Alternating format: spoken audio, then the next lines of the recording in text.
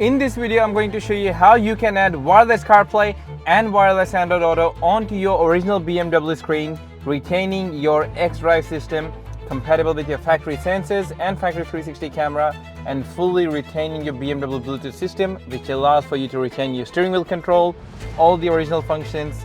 And this system is all plug and play. You do not need any specialty tools. It's basic hand tools and basic trim removal tool. So even with minimum experience, you can still get it done. It's nothing to be stressed about. Let's dive straight into it. Now the very first part is to get your fingers behind here and pop this panel out. Now be very careful, there's connection behind here for your hazard and your locks. As well as when you're prying, you want to make sure you pry on each part of the trim. You don't want to pry all on one side. There's going to be a lot of tension here and it might snap. So to avoid that, start prying on one side, run your fingers all the way. You can also use a plastic tool. I try to use my fingers as much as I can to remove a trim to minimize as much of damage that can possibly occur on the installation. Once your top part is done, you can go ahead and remove this panel. This can just pry open using your fingers. You're going to find one connection behind here for your lighting control. Now with that lighting panel out of the way, it's going to reveal 4 Torx 20 that you have to undo to get this fascia panel out, allowing you access to your radio. Now to remove this Harman radio, there's another 4 Torx 20 that you have to undo. This whole radio will pull out. There's going to be a few connections behind here. Go ahead and pull this out, undo those connections, put the radio on the side, then we'll move on to removing the screen. Now to undo the screen, there's only 2 Torx 20 underneath, one here and one here. Go ahead and undo those Torx 20. The screen will pop straight up and you'll find connection behind there. Undo the connection and then the screen can sit on the side, and then we'll move on to the next part. Once your screen is removed, make sure these metal clips are back in place. Sometimes they do come out with the screen. You can just easily use your fingers, get them out, put them back in place. Once that is done, let's go ahead and do the last part of the disassembly, which is removing this cover here from your glove box corner. That's where we're going to run a USB. So once you've removed that, let's go ahead and unbox our Western Auto custom plug and play CarPlay kit for this car. As you open the box, the very first thing you get is our custom integration module, some nice strong double-sided mounting tape, and an AUX cable. Now in case if your car did not have the option to stream music on Bluetooth, you would have to use this AUX cable as well as this microphone to make the system work. However, in this case, we're going to retain the original BMW Bluetooth system. We don't need to worry about that. You also get a Wi-Fi antenna extender, the new quad lock harness, and your new LVDS cables. So let me go ahead and show you how we're going to tape and wire things up. Once that is done, we can go ahead and put the screen back together, put the radio back together, run your USB to the glove box, put everything back on, start testing, do some settings. Very simple system.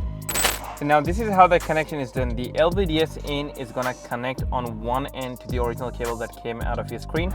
The other side is still going to go back to your factory radio, and the LVDS out, the new cable, is going to run all the way to where your screen is going to sit. That is what's going to go in the screen now, not your original one. Now on this quad lock, you can see this green cable here. That's your fiber optics cable running your sound throughout the car.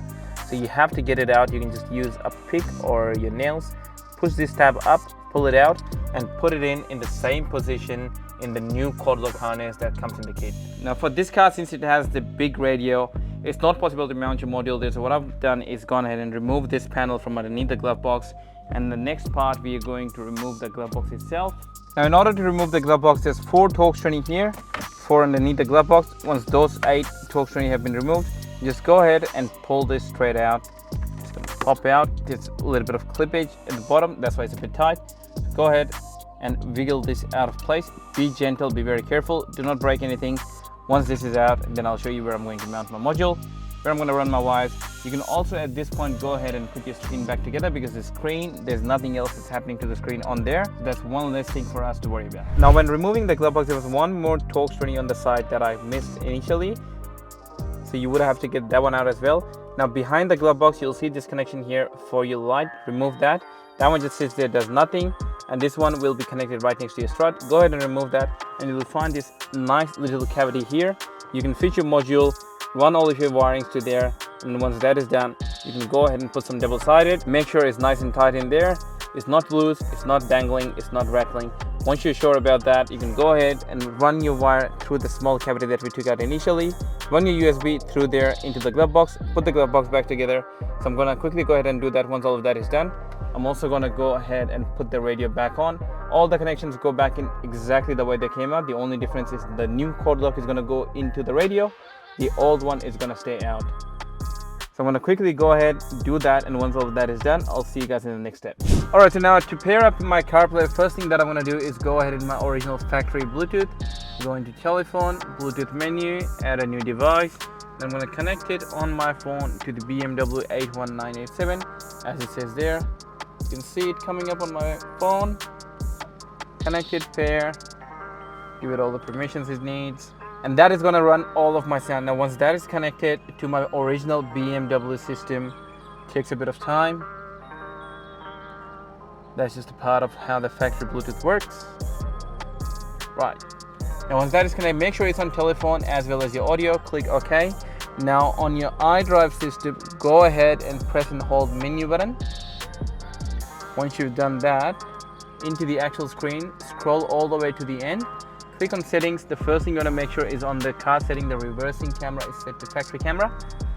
The next one you want to make sure is your microphone is set to OEM microphone. Go ahead, go back in there into the system, go into factory mode, go ahead to phone link setting. This is a right hand drive car. I'm going to change it to right hand car drive, and I'm going to do disable phone link audio.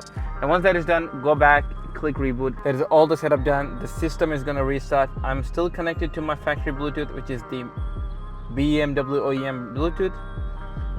Now setting up my wireless CarPlay or Android Auto here, what I have to do is just go into Bluetooth the first time, just in there. Now on my phone is going to come up as a limited box. Connect to it, is going to connect on my phone and instantly disconnect as soon as my CarPlay is up. On your phone is going to ask for allow to connect CarPlay. Click connect, give it a couple of seconds, and you should be greeted into CarPlay. Have a look at that. That's insane how good the resolution is. And now the best part about this one is how responsive the whole system is. You can see it's crazy responsive, super rapid, no lags, no stutter. Now first time when you pair up, there is a little bit of delay just because of your data being synced across your phone and the car. After that, let's go ahead and try to play some music. All right, so one thing I did not have selected is on the factory side, my audio was not selected on Bluetooth. I've just gone ahead and fixed it now. You can see it's all working there. I can change my song using my dials. Perfect. Just the way it's intended to be. I don't want to get a copyright, but you get the point. Now, even when I'm making a phone call, it's all going to go through factory Bluetooth system. I can still use my steering wheel control to go up and down on the songs. You can see the songs playing is coming up on my instrument cluster. Can change it as needed. It's insane how good this system works. Guys, if you want a system like this in your car, reach out to me on info@westernautocustoms.com.au, or you can log on to www.westernautocustoms.com.au, or if you guys are local to Victoria or Australia and you need some help with getting CarPlay in your car, you can also reach out to me on my contact number, which is 0475 469 577. to see how I can help with your car. It can be any car. I can help you get wireless CarPlay and wireless Android Auto onto it.